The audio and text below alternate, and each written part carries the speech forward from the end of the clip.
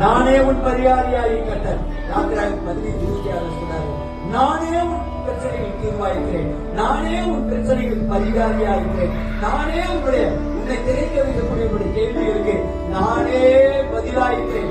நானே வழி, நானே சத்தியம், நானே ஜீவன், நானே தீர்வு. உனக்கு பாதைகளை உருவாக்கி கொடுக்கிறவர் உன் தேவனாய் கர்த்தர் நான். ஆகவே நான் உனக்கு பரிகாரியாயிருக்கிறதுனால உங்களுடைய எல்லா கேள்விகளும் கிடைக்காத எல்லா கேள்விகளுக்கும் தீர்வை எங்களுக்கு வைக்கிறேன். அந்த தீர்வை என்னுடைய போதிக்கும் போது நான் சுட்டி காட்டுவேன் சொல்றேன். ஆண்டவர் பிரச்சனைகளெல்லாம் தீர்வார்.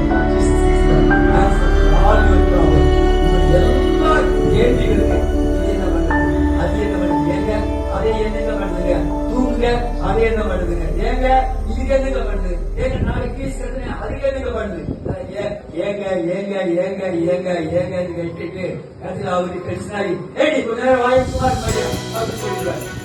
வேண்ட வேண்டாம் பேசப்பாடு சொல்லுங்க.